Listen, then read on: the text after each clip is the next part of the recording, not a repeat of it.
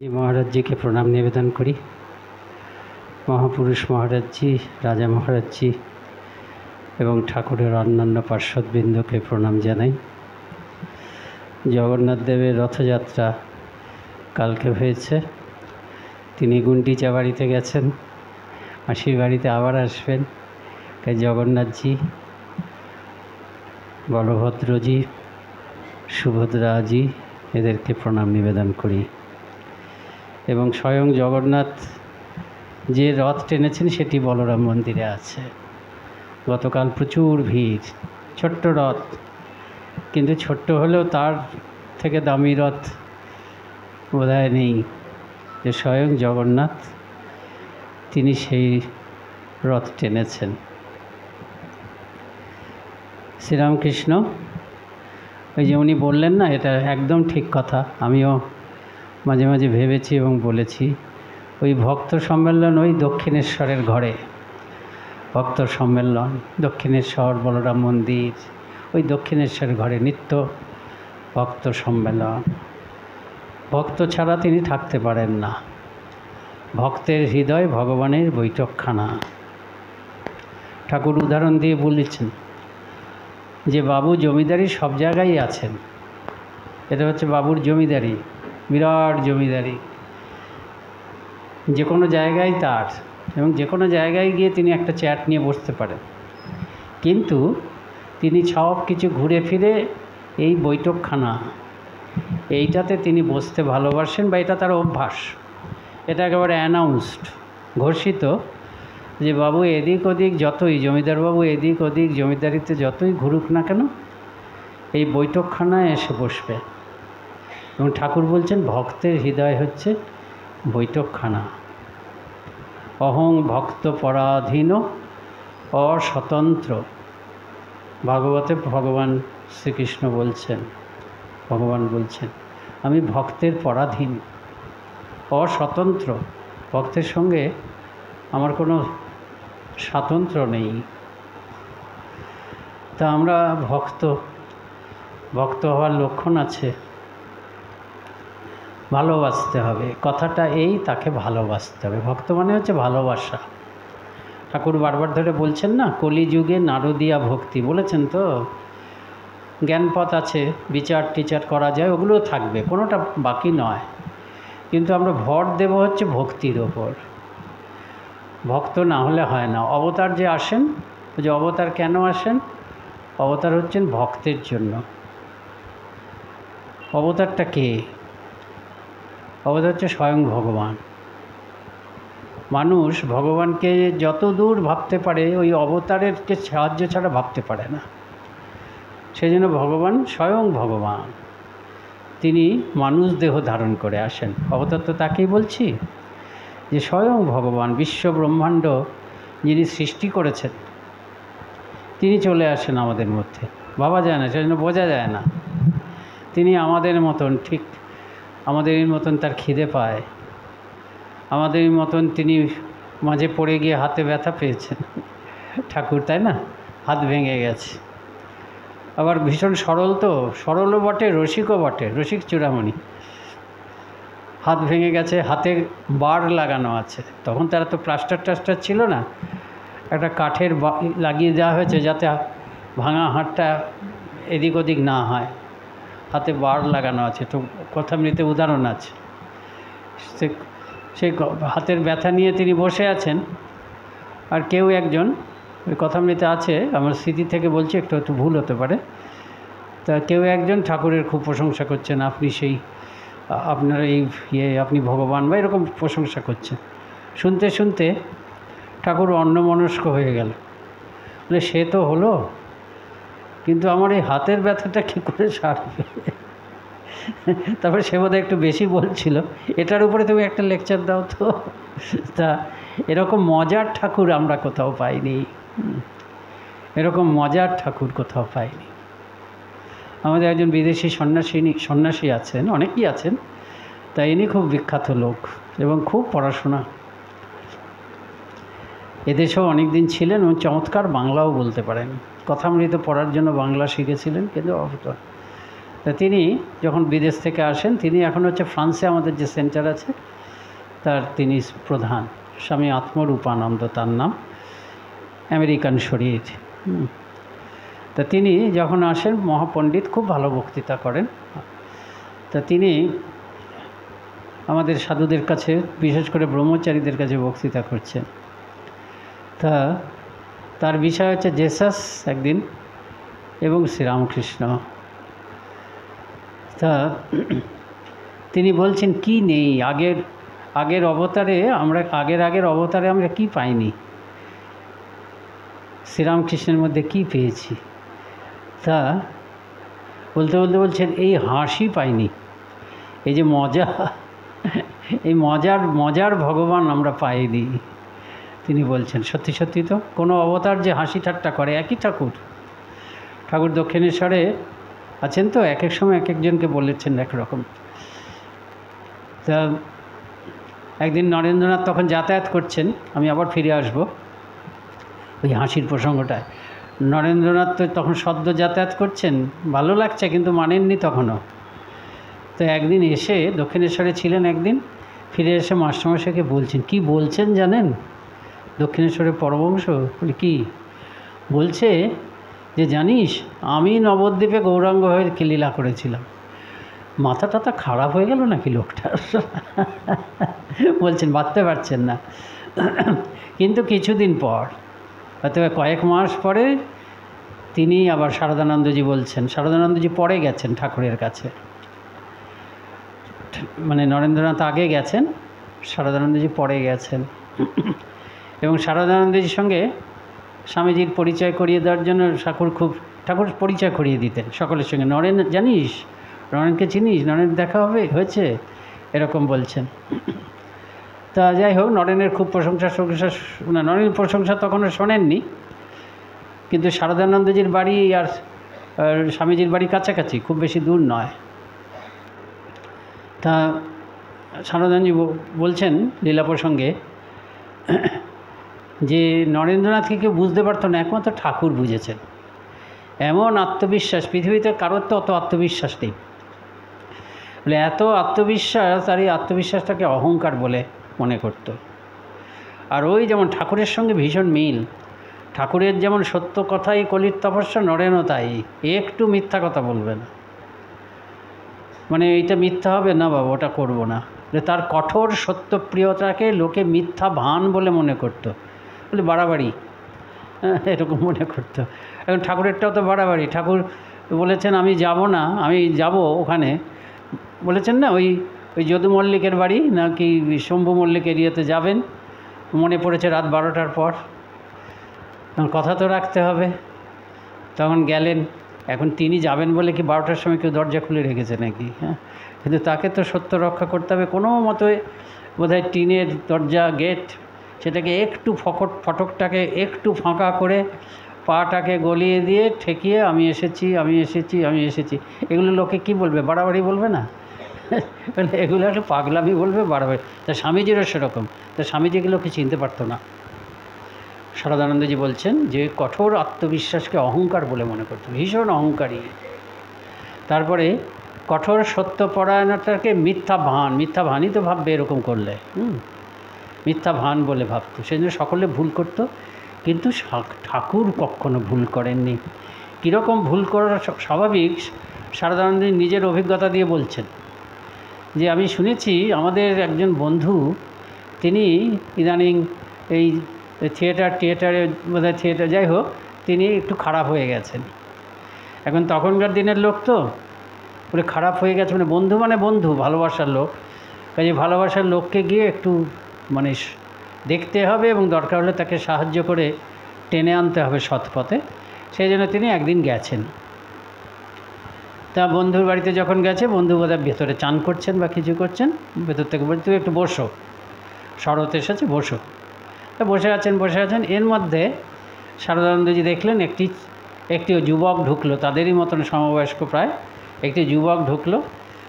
যেমন অবলীলাক্রমে ঢুকলো, তাতে বোঝা গেল এখানে তার যাতায়াত আছে।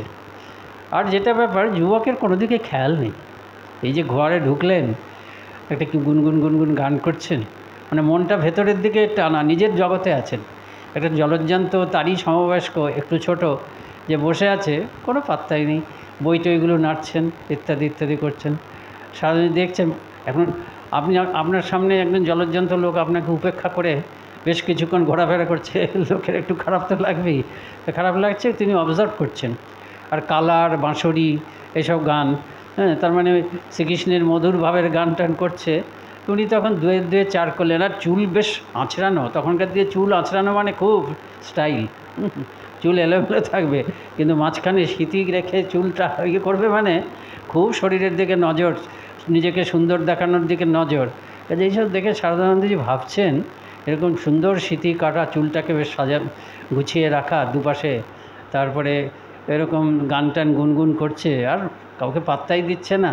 তার মানে বোঝা যাচ্ছে যে এরকম লোকের সঙ্গে মিশেই আমার বন্ধুটি খারাপ হয়েছে। এর মধ্যে বন্ধু স্নান টান হয়ে গেছে, তখন আরও দুর্দশা সারদানন্দজির, যে ঢুকলো, শরৎ তুমি এসছো, তারপরে আরে তুমি, এই বলে ওই যে ছেলেটি তার সঙ্গেই আলাপে মত্ত হয়ে গেল। এতদিনের বন্ধু সারদানন্দজিকে পাত্তাই দিচ্ছে না, ওর সঙ্গেই কথা বলছে। কি করে, চট করে তো উঠে আসা যায় না, অস্বস্তি লাগছে, বন্ধুটি এর সঙ্গে মিশে খারাপ হয়ে গেছে, এবং তো বোঝাই যাচ্ছে এর প্রতি তার বেশি টান। বসে থাকার জন্য এদের আলোচনা শুনছে। আলোচনা মানে ওই ছেলেটিই কথা বলছে। বলছে আলোচনাটা যখন শুনছি, আলোচনা কিন্তু উচ্চ পর্যায়ের হচ্ছে, দারুণ, খুব সুন্দর আলোচনা হচ্ছে। কি আলোচনা? যে জগতে দু রকমের মানুষ দেখা যায়।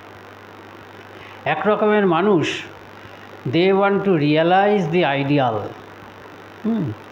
তারা কি করে, একটা আদর্শ খাড়া আছে জীবনে, সেই আদর্শটাকে প্রাণপণে ধরার চেষ্টা করে। আর আরেক রকমের মানুষ আছে, they want to idealize the Real.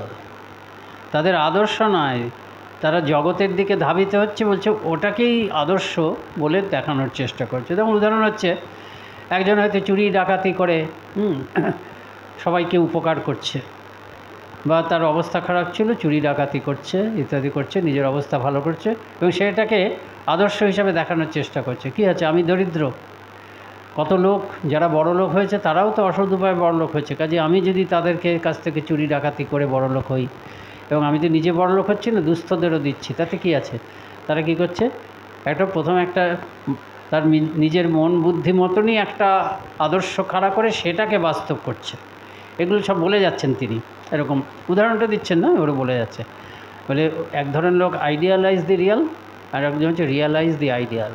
যারা এই রিয়ালাইজ দি আইডিয়াল মানে আদর্শকে জীবনে রূপায়িত করার চেষ্টা করে, তারাই কিন্তু শ্রেষ্ঠ লোক। এবং যারা সেই ব্যাপারে একেবারে একদম মানে কড়া খুব, তারা সাধারণত এই সংসারের সঙ্গে মেলাতে পারে না, সংসারের বাইরে গিয়ে চলে যায়। আমি এখনও পর্যন্ত এই যে আদর্শকে একদম পরিপূর্ণভাবে জীবনে রূপায়িত করা, এরকম আমি কাউকে দেখিনি। একমাত্র দক্ষিণেশ্বরের রামকৃষ্ণ পরমহংস। শরৎ মহারাজ খুব চমৎকৃত হচ্ছেন, কিন্তু ধারণা পাল্টাচ্ছে না। বলে কথাগুলো খুব ভালো বললেও অনেক লোকই তো আছে ভালো কথা বলে কাজে করে না। কাজে একটু পরে বিদায় নিয়ে চলে এলেন। তারপরে দক্ষিণেশ্বরে ঠাকুরের সঙ্গে আলাপ। ঠাকুরের সঙ্গে আলাপ হওয়ার পর ঠাকুরের মুখে নরেনের প্রশংসা শোনেন। নরেনের প্রশংসা শুনতে শুনতে সব ঠিকানা জোগাড় করেছে, যা একদিন নরেনের সঙ্গে দেখা কর। তা নরেনের সঙ্গে দেখা করতে গিয়ে, তার আগে আবার শুনেছিলেন যে এই অঞ্চলে একটা ছেলে থাকে, তোমরা কি ভালো বলো তো, তোমরা তো কত ভালো ছাত্র, সব পাশ করছো, আর এই বাড়িতে একটা ছেলে থাকে। তখন বাড়িটা চেনেন না। সেই ছেলেটা, সেও পড়াশোনা করে, কিন্তু এই রকম অপখণ্ড ছেলে আর দেখিনি। কাউকে পাত্তাই দেয় না, বাপ মায়ের সামনেই তবলায় চাটি দিয়ে গান করে। এরকম বলছে। তার ঠাকুরের কাছে যখন প্রশংসা শুনলেন, শুনে একদিন ঠিকানা খুঁজে গিয়ে দেখে ওই অপখণ্ড ছেলে, ওই যে বন্ধুর বাড়িতে দেখেছিলেন, সেই হচ্ছে নরেন। এবং তারপর থেকে অভিন্ন হৃদয়। এইগুলো কেন বললাম, ওই যে প্রথমে বললাম না, নরেন্দ্রনাথ এসে বললেন মাস্টারমশাইকে যে দক্ষিণেশ্বরে পরমহংস বলে কি না যে নবদ্বীপে তিনি গৌরাঙ্গ হয়ে লীলা করছেন।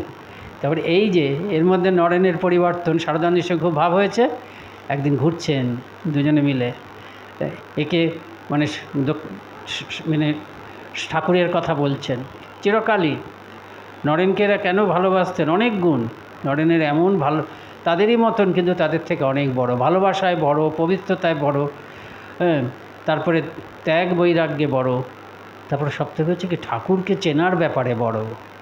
তারাও ঠাকুরের কাছে যাচ্ছেন, নরেনও ঠাকুরের কাছে যাচ্ছে, কিন্তু নরেন যখন ঠাকুরের সম্বন্ধে বলছেন তখন তাদের মনে হচ্ছে সত্যিই তো, এটা তো আমরা আগে খেয়াল করিনি। একবারে নরেনের সঙ্গে কথা বলা মানে, নরেনের আলোচনা শোনা মানে হচ্ছে শ্রীরামকৃষ্ণ যেন আরও গভীর, আরও বিশাল, আরও বিরাট হয়ে তাদের সামনে আবির্ভূত হচ্ছে। তাই এই দিন যাতায়াত করতে করতে, পায়চারি করতে করতে বলছে, ওই গান গাইছেন, প্রেমধন বিলায় গোড়া রায়, হ্যাঁ, প্রেমধন বিলায় গোড়া রায়, এই গানটা গাইতে গাইতে বলছেন সব বেলাচ্ছেন, প্রেম ভক্তি ত্যাগ বৈরাগ্য দক্ষিণেশ্বরের গোড়ারায় সব বেলাচ্ছে। কিছুদিন আগেই বলেছেন, কয়েক মাস আগে, বলে কি দক্ষিণেশ্বরের পরমহংস পাগল নাকি, যে নবদ্বীপের গৌরাঙ্গ, নবদ্বীপে গৌরাঙ্গ হয়ে তিনি লীলা করেছেন, যে দক্ষিণেশ্বরের গোড়ারায় সব বিলচ্ছে। তা এই হচ্ছে অবতারের লীলা চিন্তাটা হচ্ছে সব থেকে সহজ চিন্তা। সেই জন্য ওই করতে করতে ভালোবাসা আসে। ঠাকুর যে বলছেন না, রাগ ভক্তি এই অবতারের লীলাবিলাস। আবার ইয়েকে বলছেন, এরকম কথা বিজ্ঞান মহারাজ স্বামী বিজ্ঞানানন্দজিকে বলেছিলেন। বিজ্ঞানানন্দজি তো ঠাকুরের সব মজার আচ্ছা মহারাজের কথাটা বলি। তা মহারাজ বললেন, যেটা নেই সেটা হচ্ছে মজা নেই, হাসি নেই। কোনো অবতারকে আমরা এত মজা করতে দেখিনি। সত্যি সত্যি কথামৃত আপনারা পড়ে দেখুন, যে একটু পরপরই কী আছে, যে এটা তো আছে ঠাকুর ভাবাবিষ্ট, আছে না, ঠাকুর সমাধিস্থ, ওই একই সঙ্গে সঙ্গে কিন্তু এটাও আছে সকলের হাস্য। কখনো ঠাকুর হাস্য করছেন, কখনো সকলে হাস্য করছে। মানে এত মজার অবতার আর দেখা যায় না। অশ্বিনী কুমার ঘোষকে ঠাকুর জিজ্ঞেস করছেন, অশ্বিনী কুমার ঘোষ বোধহয় কি কেশব সেন বা শিবনাথ শাস্ত্রী এসবের কথা হচ্ছে, তা ঠাকুর মাঝে মাঝে এরকম জিজ্ঞেস করছে, আচ্ছা শিবনাথ ভালো না আমি ভালো, কে ভালো তোমার কাছে, কাকে ভালো লাগে? অশ্বিনী কুমার বলছেন, ওদের সঙ্গে কি আপনার তুলনা হয় নাকি? ওরা কত পণ্ডিত জ্ঞানী, আপনি কি পণ্ডিত জ্ঞানী? তো ঠাকুর একটু অবাক হয়ে গেছেন, কেন প্রশংসা শুনে শুনে অভ্যস্ত হয়ে গেছে। সবাই ভালো কথাই বলে, যে আপনার কোনো তুলনা হয় না। বিজয় কৃষ্ণ গোস্বামী বলছেন, আর সন্দেহ নেই, সারা তীর্থ ঘুরে এসেছেন, কোনো জায়গায় 1 পয়সা, কোনো জায়গায় 2 পয়সা, কোনো সময় বড় জোর 4 আনা আধ্যাত্মিকতার প্রকাশ, কিন্তু এখানে 16 আনা, তার থেকেও বেশি।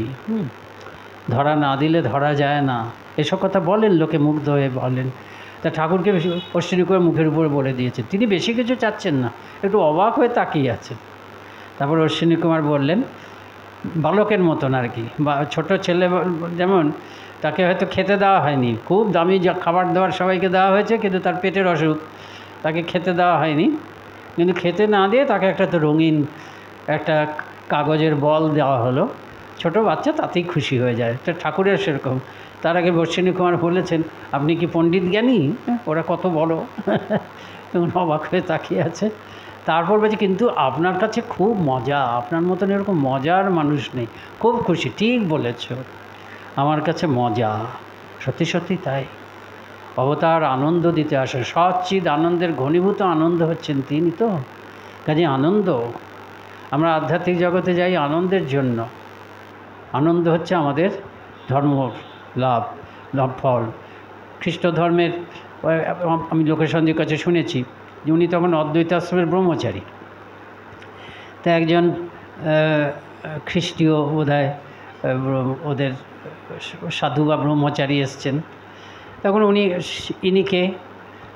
ইনিকে স্বামীজির সম্বন্ধে বলছেন যে এই করেছেন, কিন্তু হি লুকস স্মাগ মানে হচ্ছে খুব মানে খুশি, হাসি খুশি, মানে খুব ভেতরে ভেতরে খুব তুষ্ট রয়েছে, যেন ভেতরে বেশ খুশি, হাসি খুশি, মানে খুব ভেতরে ভেতরে আনন্দ রয়েছে এরকম।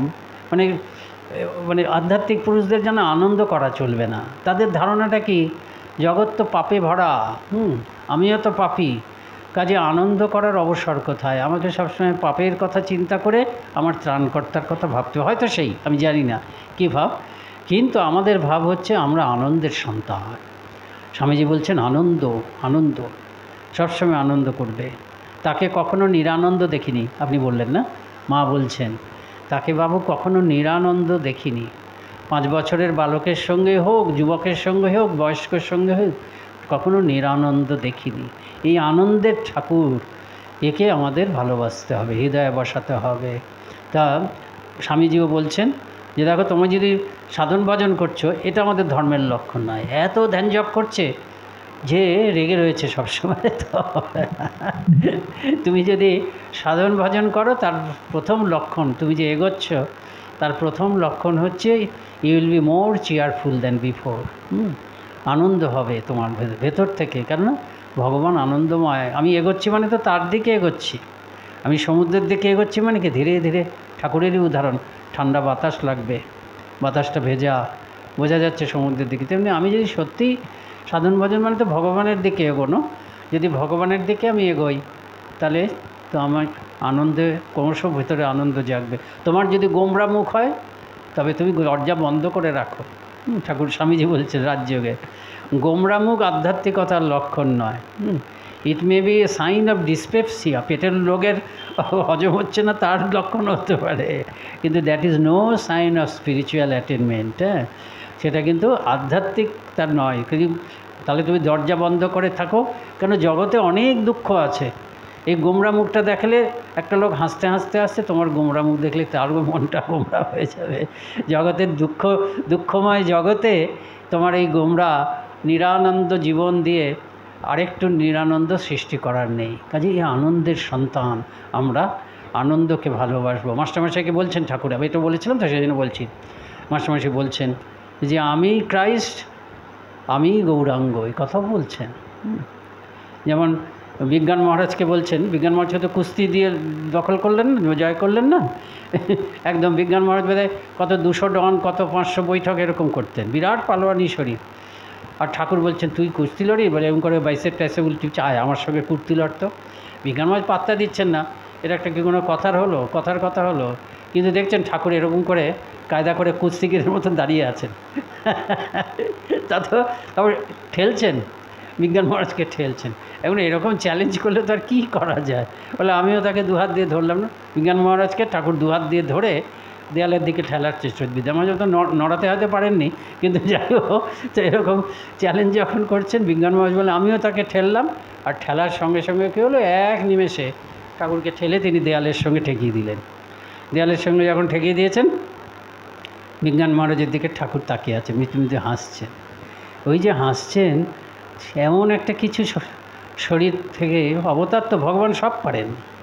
বাবা ঠাকুর স্বামীজিকে স্পর্শ করে শক্তি সঞ্চার করেছিলেন, কাউকে ইচ্ছামাত্র শক্তি সঞ্চার, মহাপুরুষ মহারাজজিকে দূর থেকে তাকিয়ে শক্তি সঞ্চার করেছিলেন কুলকর্ণী, তার ইচ্ছার উপর সব নির্ভর। তা বিজ্ঞান মহারাজকে সেরকম করলেন, চোখের মধ্যে দিয়ে তাকিয়ে আছেন, কী একটা যে হলো, অবশ হয়ে গেলেন, উনি বসে পড়লেন। তা সবাই পরবর্তীকালে বিজ্ঞান মহারাজকে এটা জিজ্ঞেস করছে, আপনি নাকি ঠাকুরের সঙ্গে কুস্তি লড়েছিলেন। তা ঠাকুর স্বামীজি বিজ্ঞান মহারাজ সম্বন্ধে বলতেন, ও হচ্ছে জাম্বুমান ছিল। 2টি অবতারেই তার অস্তিত্ব ছিল, রাম অবতারে, কৃষ্ণ অবতারে, কৃষ্ণের সঙ্গে যুদ্ধ করেছিল, ইত্যাদি ইত্যাদি আছে। জাম্বুমান ঠিক বানর নয়, কিন্তু ঋক্ষ বলা হচ্ছে। যাই হোক, তা যখন বিজ্ঞান মহারাজকে জিজ্ঞেস করতো সবাই, আপনি নাকি ঠাকুরের সঙ্গে কুস্তি লড়েছেন, বলে হ্যাঁ।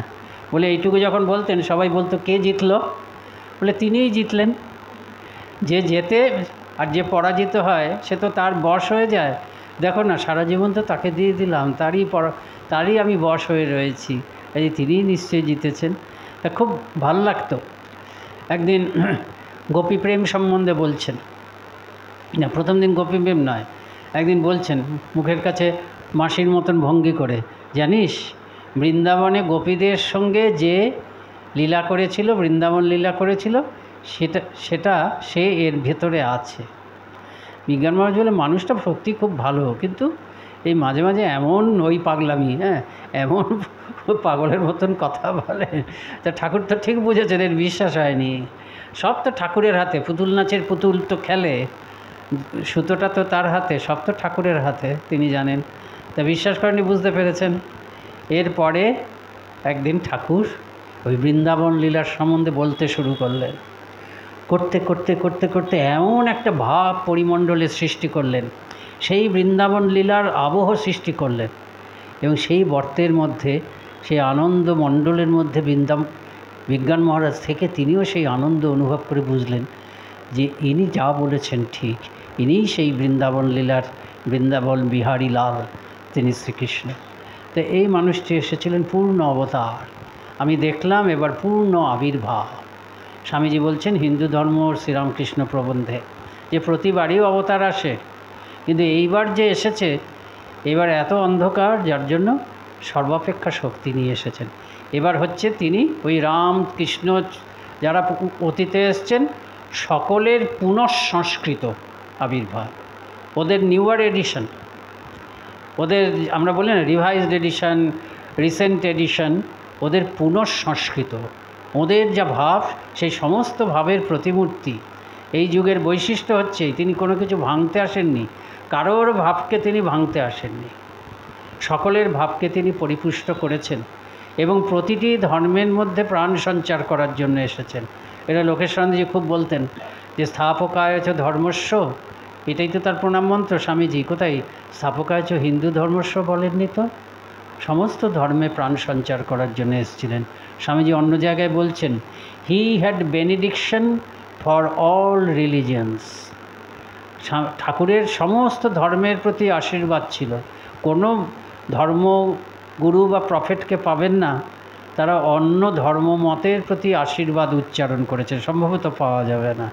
তারা নিজের ধর্মমতে সত্য এটাই বলেছেন।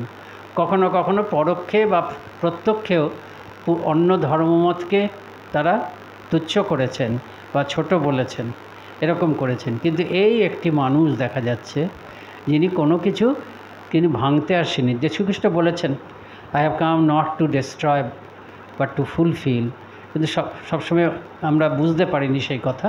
কিন্তু শ্রীরামকৃষ্ণ সত্যি সত্যি যে কোনো কিছুকে ভাঙেননি, তিনি গড়েছেন।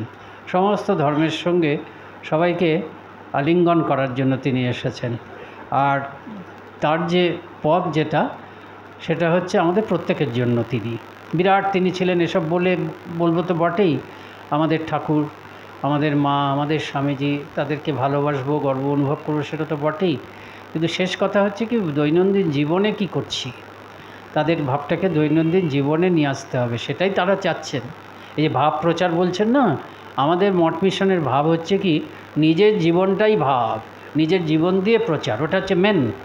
মহাপুরুষ মহারাষ্ট্র যাদেরকে বিদেশে পাঠাতেন বা কাউকে পাঠাতেন প্রচার করার জন্য, এই কথাটা বলতেন যেন জীবনটাই হচ্ছে প্রচার। ঠাকুরমা স্বামীজিকে নিজের জীবনে ঢোকাতে হবে, প্রতিদিনের জীবনে ঢোকাতে হবে। আর ওই সিসি মায়ের জীবনটা আমাদের আদর্শ, এবং এর জন্য অনেক সুন্দর সুন্দর সহজ সহজ কথা বলেছেন ঠাকুর, সেগুলোকে মানতে হবে। কথাটা এই, তাকে ভালোবাসতে হবে। নারদীয় ভক্তি সূত্রের কথা বলছিলাম, কথাটা কি কলিযুগে নারদীয় ভক্তি, নারদীয় ভক্তি মানে হচ্ছে ভগবানকে ভালোবাসা। নারদ যে ভক্তির সংজ্ঞা বলেছেন, নারদীয় ভক্তিসূত্র আছে, প্রথমেই বলছেন সংস্কৃতে সাতু অস্মিন পরম প্রেমরূপা। সা মানে ভক্তি, পরম প্রেম মানে ভগবানকে ভালোবাসাই ভক্তি, অর্থাৎ ভালোবাসতে হবে।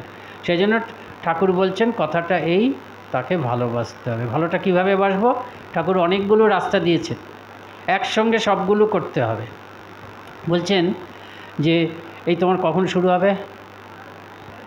6:30, তাহলে একটু সময় আছে এখন। আচ্ছা ঠিক আছে। তা ঠাকুর বলছেন যে বৈধি ভক্তির পর রাগ ভক্তি, বলেছেন না, পড়েছেন তো? বৈধি ভক্তি মানে আপনারা তো দীক্ষা নিয়েছেন, গুরুদেব তো আমাদের বলেছেন, আপনারা কেন, আমিও নিয়েছি। তা গুরুদেব তো আমাদের বলেছেন যে এরকম নির্দেশ দিয়ে দিয়েছেন, মন্ত্র দিয়েছেন, তারপরে কীভাবে জপ করব বলে দিয়েছেন, আর অন্তত সকাল সন্ধ্যা জপ করব সেটা বলেছেন। তো তার মানে অন্য সময় জপ করা যাবে না, তাই 108 বার মিনিমাম জপ করা হবে, তাই তো? তার মানে 109 করা যাবে না তা তো নয়। আমি একজনকে দেখেছিলাম, আমার খুব কষ্ট হয়েছিল। ভূতেশানন্দজির কাছে দীক্ষা নিয়েছেন, আর দীক্ষা নেওয়ার পরে আমি তখন আসানসোলে আছি, ভূতেশানন্দজি তো 98 সালে চলে গেছেন। তা আমার সঙ্গে যখন দেখা করছেন, ধরুন 2010, তার মানে কতদিন, আমি যদি ধরেও নিই 98 সালেই দীক্ষা হয়েছে, তা হয়নি, তারও আগে হয়েছে, এবং বৃদ্ধ, রিটায়ার করে গেছেন। তা আমার সঙ্গে দেখা করতে এসে আমি একটু ওই সব জবধান নিয়ে কথা বলবো, এই কথা বলতে বলতে তো আমি ওনাকে অ্যাপয়েন্টমেন্ট দিয়েছি। ওমা, শুনি কি উনি জীবনে ধরুন হয়তো কত হয়েছে তখন 20 বছর 15 বছর দীক্ষা হয়ে গেছে প্রায়, কিন্তু জীবনে উনি কখনও 108 থেকে 109 জপ করেননি। কেন ওনার ধারণা হচ্ছে গুরুদেব বলেছেন, দেখিয়ে দিয়েছেন তো 108, ওটা যেন করা নিষিদ্ধ। আমি খুব রাগ হলো, আমি একটু রেগে গেলাম, বলে আপনি যত দূর পারবেন করবেন, মিনিমাম 108 করবেন। এখন আপনি রিটায়ার করেছেন কতদিন হলো, আপনি যত পারেন করবেন। কাজেই বৈদিক ভক্তি হচ্ছে ওইটা করবেন, সকাল সন্ধ্যা ভালোবেসে। প্রথম হয়তো একঘেয়ে লাগে, একদম যখন দীক্ষা নেই একঘেয়ে লাগে না, মনে হয় যেন 5 দিনেই ভগবান লাভ করবো, খুব উৎসাহ। তারপরে দেখছে 50 দিন হয়ে গেল, কিছুই হলো না। তো তারপরে 5 বছরও হলো না, মানে কি হচ্ছে তো বটেই, বুঝতে পারি না। তখন অনেক সময় হয়তো একঘেয়েমি লাগতে পারে, কিন্তু ওটা করে যেতে হবে নিয়ম করে, ধৈর্য ধরে। বৈদিক ভক্তি ওই নিয়ম করে করতে করতে ভালোবাসা আসবে। রাগ মানে হচ্ছে অনুরাগ, ভগবানের প্রতি ভক্তি আসবে। কাজে বৈদিক ভক্তি করে যাব। আবার কি বলছেন, তারপর বলছেন যে মোর ফিরিয়ে দাও। ভালোবাসছে তো, যাদের ভালোবাসছি সেই ভালোবাসাকে মোর ফিরিয়ে দিতে হবে। এই যে শিবজ্ঞানী জীবে সেবা বললেন, স্বামীজি তো একমাত্র বুঝলেন, জানেন তো সেই কাহিনী। স্বামীজি ঘরের বাইরে এসে যা বলছেন তখন কথাগুলো হচ্ছে এই, যে এতদিন ভাবতাম যে ধর্মপথে যেতে গেলে প্রথমেই হচ্ছে হৃদয়টাকে পাষাণ করে দিতে হবে। ওই ভালোবাসা টালোবাসা, আমরা তো সবাই ভালোবাসি আমাদের প্রিয়জনকে, ওগুলো চলবে না। ওখান থেকে একদম কঠিন করে একদম ভগবানের কাছে নিয়ে যাব। তার ফলে খুব কষ্ট হয়, পারা যায় না। নিজের মনে হয় যে ভুল করছি, অন্যায় করছি, ফাঁকি দিচ্ছি, ব্যভিচার করছি, এরকম মনে হবে। কোনো তো দরকার নেই। প্রভু যেটা এখন বললেন, ওই মোড় ফিরিয়ে দেওয়া। যাকে ভালোবাসছি তাকে ভাববো ভগবান। কথামৃতেও আছে, পুত্র কন্যাকে জানবে গোপাল, পিতামাতাকে জানবে জগদীশ্বর জগদীশ্বরী, সহধর্মিণীকে জানবে সাক্ষাৎ জগৎজননী। অর্থাৎ ভালোবাসা আছে, কিন্তু যাদের ভালোবাসছ তারা সব ভগবানের এক একটা রূপ। এটা কি কল্পনা নাকি? কল্পনা তো নয়, এটাই সত্য, এটাই সত্য। আমি মানুষকে ভগবান না জেনে মানুষ জানছি, আসলে তো সবাই ভগবান। তার কি হলো, গুরুদেব যেমন বলেছেন, গুরুবাক্যে বিশ্বাস করে কিছু কর্ম করতে হয়, এটাও তার কথা। তা গুরুবাক্যে বিশ্বাস করে গুরুদেব যেমন মন্ত্র দিয়েছেন, বৈদিক ভক্তি থাকবে, ওটাকে ছাড়া চলবে না। কাজেই ওটা করে গেলে ভালোবাসা আসবে। আর যাদেরকে ভালোবাসছি খুব ভালোবাসবো, কিন্তু তারা সবই ঠাকুর মা, এক একটা রূপ। এভাবে নিজের মতন করে একটা করে নিতে হবে। ঠাকুর মা, স্বামীজি, ঠাকুর আর মা, গোপালকে তো আমরা ওরকমভাবে ভালোবাসতে অভ্যস্ত। ভারতবর্ষে এরকম আছে যে মা হিসাবে ভালোবাসা যায়, সন্তান হিসাবে ভালোবাসা যায়, পিতা হিসাবে ভালোবাসা যায়, এমনকি প্রেমাস্পদ হিসাবেও ভালোবাসা যায়। মানে আমি যে সম্পর্কগুলো আমি অভ্যস্ত, সেই সম্পর্কগুলো আমি ধর্মজগতে নিয়ে যাচ্ছি। এই করলে কী হবে, ভালোবাসা আসবে। তাই এই আর কি, ওই যে গুরুদেব যে মন্ত্রটা দিলেন ওটাতে খুব বিশ্বাস রাখতে হবে, খুব বিশ্বাস রাখতে হবে। ওই মন্ত্রটার মধ্যে আধ্যাত্মিক শক্তি ওটার মধ্যে আছে। স্বামীজি ভক্তিযোগ আছে, সেখানে বলছেন যে আপনি যদি থিওরিটিক্যালি তাত্ত্বিকভাবে বলেন এটা সম্ভব, যে আপনার মধ্যেও ভগবান আছে, সবার মধ্যেই ভগবান আছে, ব্রহ্ম আছে। কাজে আপনি কোনো গুরুদেবের সাহায্য ছাড়াও ভগবান লাভ করতে পারেন, কিন্তু বাস্তবে হয় না। বাস্তবে আপনাকে এগিয়ে যাওয়ার জন্য অনেক সময় লাগবে, আপনি ভুল করবেন অনেক। আপনি হয়তো 50 বছর নিজের মতো সাধনা করলেন, যখন 70 বছর বয়স হয়েছে তখন বুঝলেন এই 50 বছরের সাধনাটা ভুল করেছি, আবার পিছিয়ে গিয়ে শুরু করতে হবে। আবার শুরু করে যখন 5 দিন পরেই হয়তো শরীর চলে যাবে, তখন বুঝলেন এটাও ভুল করেছি। এরকম ভুল হওয়ার সম্ভাবনা আছে। কাজেই যে মানুষটি ওই রাস্তায় এসেছে, গুরু মানে হচ্ছে শিক্ষক। পড়াশোনার জন্য শিক্ষক লাগে তো? এমন কেউ নেই পড়াশোনা করেছে শিক্ষক লাগেনি, স্কুলে যায়নি। রবীন্দ্রনাথ স্কুলে যায়নি, কিন্তু রবীন্দ্রনাথের বাড়িতেই স্কুল এসে গেছিলো। হ্যাঁ, কাজে শিক্ষক দরকার হয়। আধ্যাত্মিক রাজ্য যেটা দেখা যায় না, অন্যগুলো তো সব চোখে দেখা যায়, ইন্টারনেটে শুনে করতে পারবেন। স্বামীজি বলছেন এই যে তুমি বই পড়ছো, এই যে আপনারা ডিসকোর্স মানে ধর্ম প্রসঙ্গে শুনছেন, এর দ্বারাও কিন্তু আসল আধ্যাত্মিক উন্নতি ওইরকম হবে না, যদি না আরেকজন আধ্যাত্মিক মানুষ তার নিজের আধ্যাত্মিক শক্তি আপনার মধ্যে সঞ্চারিত করে। যার কাছ থেকে আপনার কাছে আধ্যাত্মিক শক্তি আসবে তিনি হচ্ছেন গুরু, আর যার মধ্যে আধ্যাত্মিক শক্তি যাবে তিনি হচ্ছেন শিষ্য। এবং সাধারণত এই আধ্যাত্মিক শক্তি তিনি একটি সিম্বল, এরকম কথা বলছেন, বা মন্ত্রের মাধ্যমে দেন। ওদের কাছে, বিদেশিদের কাছে বলেছেন তো, একটি মন্ত্রের মাধ্যমে তিনি এই শক্তি সঞ্চার করছেন। কাজে ওই যে মন্ত্র, এই মন্ত্রের প্রতি ভীষণ শ্রদ্ধা রাখতে হবে। যদি আপনি বিশ্বাস করে মন্ত্র পড়েন, মন্ত্র মানে কি ভগবানের নাম, ভগবানের নাম, তার সঙ্গে হয়তো সাধারণত ওঙ্কার থাকে। ওঙ্কার মানে কি, ওই ব্রহ্ম, তুমি ব্রহ্ম রামকৃষ্ণ আছে না, সেই ব্রহ্মই আমার ইষ্ট হয়েছেন, তিনিই কালী, তিনিই কৃষ্ণ, তিনিই শ্রীরামকৃষ্ণ, তিনিই সারদা দেবী। আর কি থাকে, একটা হয়তো শক্তির বীজ থাকে। এই জগৎটা হচ্ছে ব্রহ্ম আর শক্তি মেলানো। আমাদের মন্ত্রটা হচ্ছে তাই, খালি খুব এই যে মন্ত্র পেয়েছি এটার মধ্যে সব আছে ভেবে মন্ত্র জপ করতে হবে। আর ওই জপ করার সময় ইষ্টকেও দেখতে হবে, ভেতরে ভেতরে প্রতিদিন চেষ্টা করতে হবে। এগুলো চলে যায়, একটাও বাদ নেই, একটাও বাদ নেই, এটা করতে হবে। গুরুদেব যেমন বলেছেন সকাল সন্ধ্যা মাঝরাত্রি এগুলো করবেন। আর হাঁটতে চলতে মন্ত্র জপ।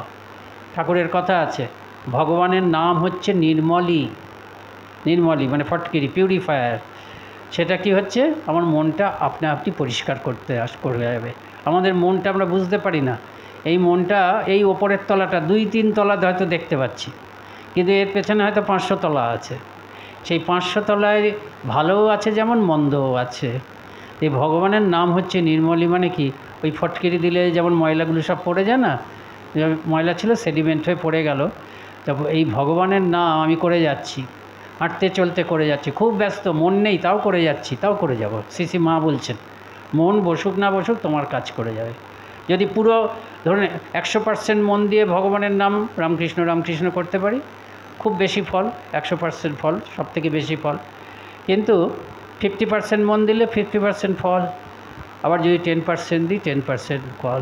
আমার এমন অভ্যাস হতে পারে, অভ্যাস করা খুব সম্ভব, যে আপনা আপনি মন্ত্রগুলো তো সজীব মন্ত্র, সিদ্ধ মন্ত্র সবাই বলে, এটা করার অভ্যাস করলে আপনা আপনি ভেতরে জপ হতে থাকে, ভেতরে জপ হতে থাকে।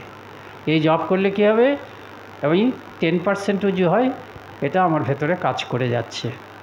তা এর মানেটা কি, ওই মোবাইল টাওয়ার যেমন একটা দাঁড়িয়ে আছে, লিঙ্কটা কমে যাচ্ছে, আমি কখনোই ডিলিঙ্কড হব না ভগবানের সঙ্গে। মন বসুক বা না বসুক আমি জপ করে যাচ্ছি। আর চেষ্টা করব খুব শ্রদ্ধা ভক্তি নিয়ে মন দিয়ে জপ করতে, কিন্তু আমি জপ করে যাব। এগুলোর মধ্যে শক্তি আছে। শ্রী মা বলছেন, একজন একটা বটগাছের বীজ দেখিয়েছে, বলছে এইটুকু বীজ থেকে এত বড় বটগাছ হয়? বলে তাই তো, এরকমই তো হয়। ভগবানের নামের বীজ কতটুকু, তা থেকে ঈশ্বর লাভ, ভাব, সমাধি সব হয়। সত্যি সত্যি হয়, সত্যি সত্যি হয়। তাহলে এগুলো সবকটা করব নিয়মিতভাবে, যেমন গুরুদেব বলে গেছেন করে যাব। গুরুদেব মন্ত্রটা দিয়েছেন, ওই জপ ধ্যানের সময় মানে আসনে বসে বা ঠাকুরঘরে গিয়ে তীর্থস্থানে গিয়ে করবই, কিন্তু হাঁটতে চলতে সব সময় মন্ত্রটা জপ করে যাব। এমন ভক্তের কখনো এরকম হবে না যে আমার সময় যেন কাটতে চায় না। সময় কাটতে চায় না মানে কাজ নেই, তুমি তো নাম পেয়েছো, মহাশক্তিশালী নাম, ভীষণ পাওয়ারফুল। চৈতন্যদেব কি বলছেন ওই শিক্ষাষ্টকমে, যে ভগবান তোমার এত করুণা যে তোমার হাজার হাজার নাম তুমি করেছো একটা দুটো নামে, এবং প্রত্যেকটা নামের মধ্যে তোমার সম্পূর্ণ শক্তি দিয়ে দিয়েছো। রাম নামের মধ্যে ভগবানের সব শক্তি আছে, কৃষ্ণ নামের মধ্যে ভগবানের সব শক্তি আছে, কালী নামের মধ্যেও আছে। গোঁড়া বৈষ্ণবরা এটা স্বীকার করবে না হয়তো, কালী নাম করলে ওদের পছন্দ হবে না, কিন্তু চৈতন্যদেবের অভিপ্রায় তা নয়। চৈতন্যদেবের অভিপ্রায় কিন্তু তা নয়। চৈতন্যদেব শক্তির পূজাও করেছিলেন। চৈতন্যদেব বলছে প্রতিটি নামের মধ্যে ভগবানের পূর্ণ শক্তি। রামকৃষ্ণ নামের মধ্যে পূর্ণ ব্রহ্ম ঢুকে আছে, কৃষ্ণ নামের মধ্যে পূর্ণ ব্রহ্ম ঢুকে আছে। হ্যাঁ, তারপরে চৈতন্যদেব বিনয় করে বলছেন, এবং এই নামগুলো উচ্চারণ করার তুমি কোনো রাখো নি, বিধিনিষেধ, যে কোনো সময় করা যায়। কোনো সকালে করব কি বিকেলে করব কি শুদ্ধ হয়ে করব, ওই নামই তো শুদ্ধি। কিন্তু তারপর বিনয় করে বলছেন, কিন্তু তা সত্ত্বেও আমার এমন দুর্গতি যে আমার তোমাতে ভক্তি হলো না। ভক্তির চূড়ামণি তিনি, কিন্তু যাই হোক ওইটুকু আমরা নেব না। কিন্তু এইগুলো আছে ভগবানের পূর্ণ নাম, কাজী নাম আমরা করে যাব। হ্যাঁ, তাহলে জপ করব ওই বৈদিক ভক্তি, তারপরে সারাদিন ধরে ভগবানের নাম করব, একদম মনে মনে মনে মনে করব, কিছু ব্যাঘাত হবে না, সমস্ত কাজ ভালোভাবে হবে। আর কি করব, যাদের কাজ করছি, সকালবেলা উঠে চা করতে হচ্ছে, মনটা বেজার হয়ে গেল, আজকে বেশ জবটা হয়েছিল না, তা করবেন না। যার জন্য চা করছেন তিনিও ঠাকুরের একটা রূপ। বা আপনারা অফিসে গেছেন, আজকে ইচ্ছা করছিল ভালো ঘরে থেকে ভালো করে, কিন্তু অফিসে যে কাজ করছেন সেই কাজও আপনি করছেন ভগবানের উদ্দেশ্যে। কয়েকজন পরিবার আছে না, তারা তো সব ঠাকুর আর মায়ের এক একটা রূপ। তো শ্রী মা বলছেন সংসার আর কার? সংসার তো তারই, এগুলো করতে হবে। তারপরে কি, প্রত্যেকটা কাজ হচ্ছে পূজা। কাজ তো পুজো হবেই। কাজ পুজো, আপনি চন্দন ঘষছেন, ঘণ্টা নাড়ছেন, এই ঘণ্টা নাড়ছেন, আমি বলছি পুজো হচ্ছে। কেন? ঠাকুরের জন্য করছেন। ওই ঘণ্টাই তো, একই শব্দ যদি স্কুলে বাজে, আপনি বলবেন না যে পুজো করছি, ক্লাস শুরু হচ্ছে, এটা বলবেন না? তার মানে কি, এই ঘণ্টার ধ্বনিটা পুজো নয়, এই ঘণ্টার ধ্বনিটা যদি আপনি ভগবানের উদ্দেশ্যে করেন, পুজো। কাজে এই ফর্মুলা দিয়ে আপনি নিজের ঘর ঝাড় দিচ্ছেন। হ্যাঁ, আপনি মনে করলেন মায়ের কথাটা, সংসার তো তারই, অর্থাৎ ঠাকুরেরই বাড়ি, ঠাকুরেরই পরিবার। কাজে আমি ঝাঁট দিচ্ছি মানে ঠাকুরের পরিবারকে সাফ করছি, মানে পরিষ্কার করছি। কাজে ঝাঁটাটাও পুজো হয়ে যেতে পারে। আমরা যেদিন থেকে সাধু হই, জয়েন করেছি, সেদিন থেকে আমাদের বলা হয়েছে এই যে কাজ করছো, এই সংঘের কাজ, এই সংঘ হচ্ছে ঠাকুরের, তোমার কিছু কাজ নয়।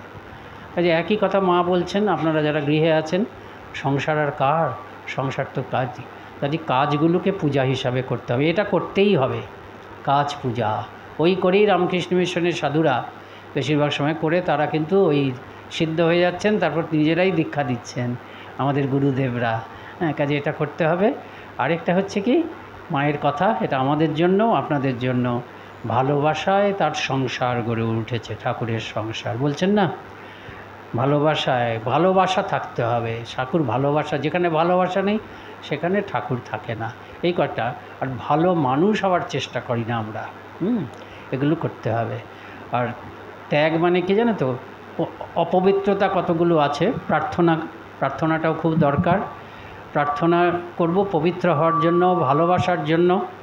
ভালোবাসা একটাই আছে, ভগবানের প্রতি ভালোবাসাকে আমরা ভক্তি বলছি, আর মানুষের প্রতি ভালোবাসাটাও থাকতে হবে, একই ভালোবাসা। ভগবানকে ভালোবাসা, সেটাও ভালোবাসা, আবার মানুষকে ভালোবাসা, সেটাও ভগবানকে ভালোবাসা, একটাই ভালোবাসা। ঠাকুর সহজভাবে বলছেন, দেখো মন্দিরে তুমি হাত জোর করে পুজো করো, আবার দেখো হাত জোর করে প্রণাম করো, আবার যদি কাছে যেতে পারো ঠাকুরের পা ছুঁয়ে প্রণাম করো। মানুষকেও তো হিন্দু ধর্মে আমরা একইভাবে করি, সম্মান দেখাই, তাই না? দূর থেকে হাত জোর করে প্রণাম করছি। গুরু আরও যদি সম্মানীয় হয়, পায়ে হাত দিয়ে প্রণাম করছি। তার মানে কি, আমাদের ধর্মের মধ্যে আছে যে মন্দিরে যে ভগবান, তিনি মানুষের মধ্যে আছেন। তো এইগুলো করলেই ধীরে ধীরে ভেতরে আনন্দ আসবে। আমি ভগবান, এটা করতে হবে। প্রত্যেকের নিজেদের জীবন ভগবানকে প্রতিষ্ঠিত, সেটাই আসল ভাব। জীবনের মধ্যে যেন ঠাকুরমা স্বামীজি থাকে। তাহলে কি হলো? গুরু যেমন বলেছেন সেগুলো করব। তারপরে প্রত্যেকটা কাজ হচ্ছে আমার পূজা, এটা করতে হবে। সংসার তারই সংসার, কোনো তফাৎ নেই। আমাদের যেমন বলেছিলেন একজন সিনিয়র সাধু, যে এই কয়েকটার মধ্যে তফাৎ দেখবে না, ঠাকুর, গুরুদেব, গুরুদেবের দেওয়া মন্ত্র, আর তোমার হাতের যে কাজ, এগুলোর মধ্যে তফাৎ নেই, এটা একই। আপনারা তাই ভাববেন যে ঠাকুর মা স্বামীজি, তারপর হচ্ছে আপনার গুরুদেব, আপনার গুরুদেব যে মন্ত্র দিয়েছেন সেটা, এবং মাঝখানে সংসারের কাজ, এগুলোর মধ্যে কোনো অন্তর নেই। ওই কাজটাকে এরকমই পবিত্র বলে করতে হবে। এটা করলে আমরা তরতর করে এগিয়ে যাব। আর কি, মনটাকে ভালো মানুষ, মানে মানুষ মানে কি, ভালো মনের মানুষ, ওই মনটাকে ভালো করতে হবে, ভালোবাসা আনতে হবে। সংকীর্ণতা, হিংসা, অন্যের ভালো হলে কষ্ট, এগুলো দূর করতে হবে। আর অপবিত্রতা দূর করতে হবে। আমরা ঠাকুর দুটো অপবিত্রতা বলেছেন, সেগুলো জানি। কামকাঞ্চন সংক্রান্ত অপবিত্রতা, সেটা তো জানি আমরা, সেগুলো সম্বন্ধে ওয়াকিবহাল। আরও দুটো অপবিত্রতা আছে, সেগুলো অপবিত্রতাই, কিন্তু আমরা খেয়াল করি না, এবং খেয়াল করি না বলেই এগোতে পারি না। সেটা হচ্ছে স্বার্থপরতা। হ্যাঁ, সেলফিশ, সবসময় নিজের কথা ভাবা, তার মানে ভালোবাসার অভাব। সেলফিশনেস, স্বার্থপরতা। আরেকটা হচ্ছে অহংকার, প্রাইড, অহংকার, অন্যকে ছোট করা, অন্যকে তুচ্ছ তাচ্ছিল্য করা। এইগুলো থাকলে হবে না। আপনি যতই, আমরা তো বুঝতে পারবো না, বাইরের থেকে আমরা কিছু বুঝতে পারি না। হয়তো আমরা জানবো আপনি খুব ভালো, বা কেউই আপনারাও আমাদের বুঝতে পারেন না কে ভালো কে মন্দ, তো আমরা তো বুঝতে পারবো না। কিন্তু ঠাকুর তো আমাদের মন দেখছেন।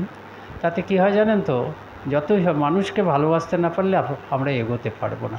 এই কয়েকটা যদি আমরা একসঙ্গে চালাই, তবে ধীরে ধীরে ধীরে ধীরে ঠাকুর আমাদের জীবনে আসবে। হ্যাঁ, আমি আনন্দ পাবো, আমাকে দেখে সবাই বুঝবে আনন্দ পাচ্ছেন, না বুঝলেও ক্ষতি নেই, কিন্তু আমি নিজে আনন্দ পাবো এবং আমি অন্যকেও আনন্দে দিতে পারবো।